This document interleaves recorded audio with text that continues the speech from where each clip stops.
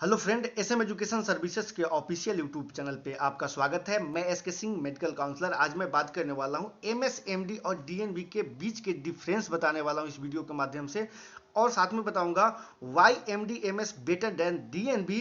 इन सारे फैक्टर को बताऊंगा कि एमएसएमडी और डीएनबी के बीच में क्या क्या डिफरेंस है। ठीक है, तो इस वीडियो को आप लोग लास्ट तक जरूर देखें। काफ़ी सारी चीज़ बताऊंगा, एक्सपेक्टेड कटअप भी बताऊंगा डीएनबी का लास्ट में। तो यदि आप नए हैं, लाइक कीजिए, सब्सक्राइब कीजिए, साथ में बेल आइकन जरूर दबाएं। चलिए मैं डीएनबी और एमएसएमडी के बीच का डिफरेंस बताता हूं, क्या क्या फैक्टर्स हैं। तो इन वीडियो को जरूर देखें। सबसे पहले बताता हूं मैं एमएसएमडी का। एमएसएमडी में जो टीचर होते हैं, प्रोफेसर होते हैं, एकेडमिक अच्छे होते हैं, इसके कॉलेज में आपको स्टडी कराया जाता है और साथ में जो प्रैक्टिस होते हैं इनका सेपरेट हॉस्पिटल में कराया जाता है। वहीं डीएनबी में जो भी प्रोसेस होते हैं, यहाँ पे ना ही टीचर होते हैं ना ही प्रोफेसर होते हैं, जो ही वहाँ के डॉक्टर होते हैं वो डॉक्टर ही आपका सारा सिस्टम प्रोवाइड करते हैं। ठीक है, ये आपका फैक्टर है। एमएसएमडी के अंदर स्पेशल एक सेपरेट हॉस्पिटल होता है, लेकिन डीएनबी के अंदर सिर्फ हॉस्पिटल होता है, हॉस्पिटल के अंदर ही सारा प्रोसेस की जाती है। अब बात करते हैं एमएसएमडी का। एमएसएमडी का सारे सीट रिकॉग्नाइज नहीं होते हैं, कुछ सीटें परमिटेड भी होते हैं और कुछ सीट रिकॉग्नाइज होते हैं। लेकिन अगर डीएनबी की बात किया जाए तो 100% सीटें रिकॉग्नाइज होते हैं। अगर बात किया जाए एमएसएमडी का, तो एमएसएमडी में जो एडमिशन लेना थोड़ा सा टफ होता है, लेकिन पास आउट होना इजी होता है। वहीं डीएनबी में आपको एडमिशन लेना इजी होता है, लेकिन पास आउट होना थोड़ा टफ होता है। फी की बात किया जाए तो एमएसएमडी का फी डीएनबी के कंपैरिजन में काफ़ी हाई होता है। अगर डीएनबी का फी की बात किया जाए तो 1.25 लाख पर एनम आपको होता है। स्टाइपेंड की बात किया जाए तो स्टाइपेंड डीएनबी के अंदर सेपरेट 37,000 से एबव होता है, मतलब एवरेज 37,000 है, लेकिन इससे ज़्यादा 80-90,000 भी होते हैं और 1 लाख तक भी चला जाता है। अगर एमएसएमडी की बात किया जाए तो कहीं कहीं पर स्टाइपेंड भी नहीं दिया जाता है, और स्टाइपेंड होता भी है तो कहीं 10,000, 20,000, 40,000, 50,000, 60,000, 70,000, 80,000 भी होता है, लेकिन डिपेंड करता है पार्टिकुलर इंस्टीट्यूट पे। अब मैं बात करता हूँ स्टडी का। तो स्टडी जो होता है वो कॉलेज के अंदर होता है। एमएसएमडी एमडी में जो स्टडी होता है वो कॉलेज के अंदर होता है, लेकिन इसका सेपरेट हॉस्पिटल होता है, मैंने बताया।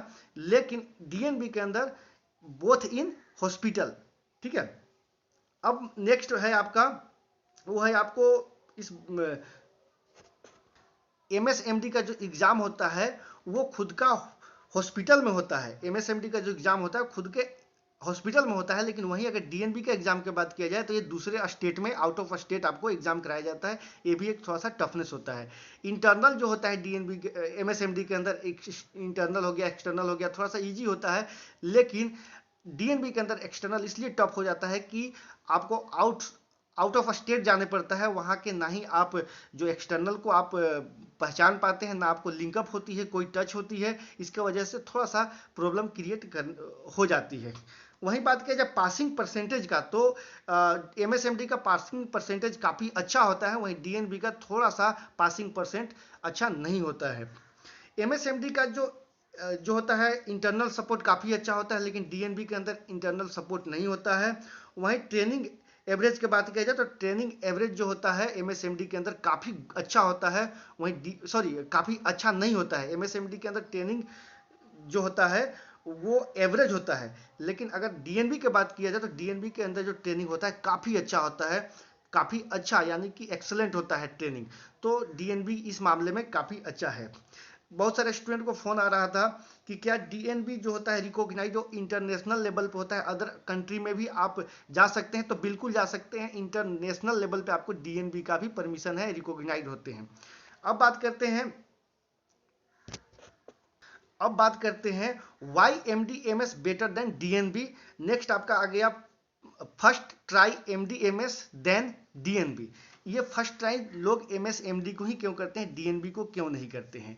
इसका भी रीजन है, क्योंकि बहुत सारे स्टूडेंट होते हैं जो कि पासिंग रेट को लेके डरे हुए होते हैं। इसके वजह से लोग M D M S try करते हैं और इजीली वहाँ पे जिनके पास बजट है या फिर जो पासिंग रेट होते हैं, क्योंकि वहाँ पे एकेडमिक भी होती है, कॉलेज भी होते हैं, कॉलेज में आपको पढ़ाया जाता है और हॉस्पिटल के अंदर प्रैक्टिस कराया जाता है, दोनों चीज़ें होती है। इसलिए लोग ज़्यादातर एमडीएमएस के तरफ जाते हैं। सीटें भी काफ़ी ज़्यादा होते हैं, इसके वजह से जाते हैं, जाने का रीजन होता है।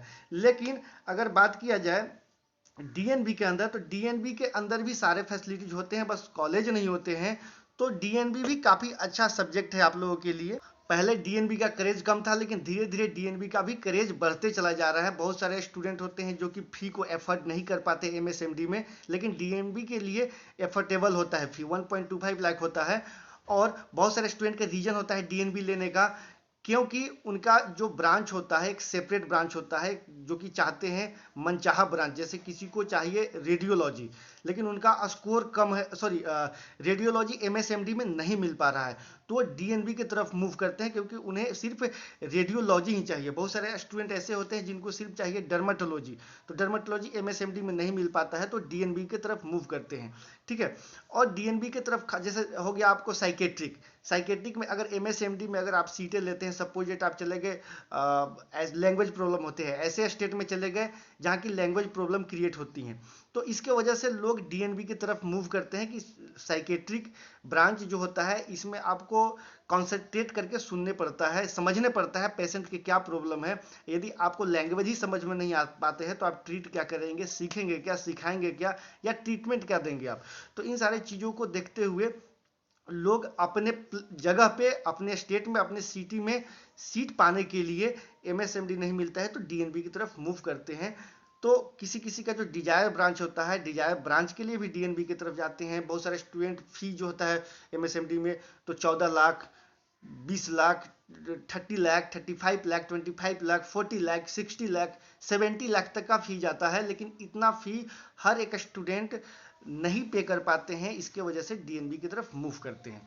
चलिए अब एक नज़र डालते हैं कि एक्सपेक्टेड जो कट ऑफ है वो डीएनबी की तरफ क्या जा सकता है। एक मैं वीडियो आप लोगों को सेपरेट बना चुका था, लेकिन फिर से मैं आपको रिमाइंड कर देता हूं।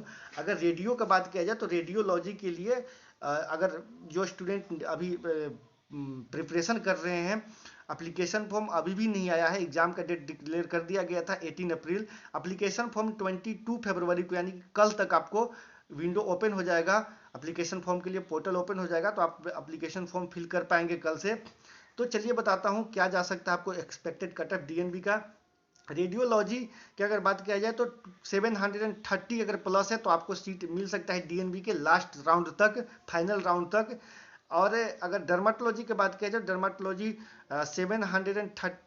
740 या 45 स्कोर है, इससे ज़्यादा है तो चांसेस बन सकती है।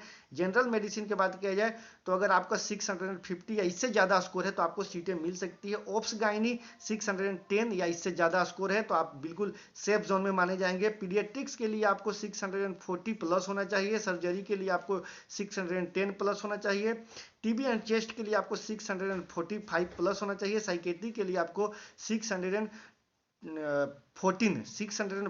नीट स्कोर आता है तो आप सेफ जोन में माने जा सकते हैं।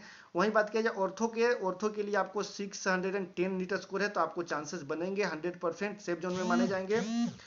ऑप्थल की अगर बात किया जाए तो ऑप्थल के लिए आपको अगर 575 नीट स्कोर है तो आप सेफ जोन में माने जाएंगे। ईएनटी 580 पे सेफ जोन में है, एनेस्थीसिया के लिए 575 में सेफ जोन में है, रेडियोथेरेपी 565, इमरजेंसी मेडिसिन के लिए अगर आपको नीट स्कोर आता है 595 तो आप सेफ जोन में माने जाएंगे। न्यूक्लियर मेडिसिन के लिए आपको 675, वहीं पैथो के लिए 550 नीट स्कोर है तो आप सेफ जोन में माने जाएंगे।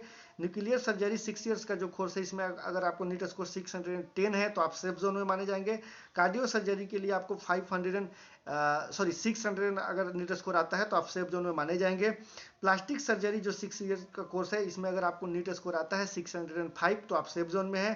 फैमिली मेडिसिन के लिए अगर बात किया जाए तो यदि नीट स्कोर आपको लगभग 600 है तो आप सेफ जोन में माने जाएंगे। रैंक के लिए मैं वीडियो बना चुका हूं सेपरेट, कितने रैंक पे आपको सीटें कौन सी मिल सकती है डीएनबी के अंदर, और ऑल इंडिया कोटे के मैं भी कट ऑफ बनाया हूं एसएम एजुकेशन के। आप साइट पे चैनल पे जाइए और वहां पे वीडियो पे जाइए, सारा वीडियो दिया हुआ ऑल इंडिया का कट ऑफ, डीएनबी का क्या कट ऑफ है, एक्सपेक्टेड कट ऑफ क्या जा सकती है, पिछले साल क्या गई थी, और साथ में डिस्क्रिप्शन में आपको ई बुक दिया हुआ है, वहां से डाउनलोड कर सकते हैं पे करके।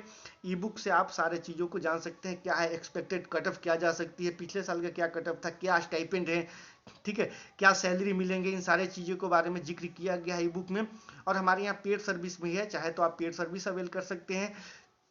पेड सर्विस के लिए आपको डिस्क्रिप्शन में कॉन्टैक्ट नंबर दिया हुआ है, उस नंबर पर कॉल करके आप पेड सर्विस अवेल कर सकते हैं। जी हाँ दोस्तों, यदि आप लोग को वीडियो पसंद है लाइक जरूर करें। Thanks for watching.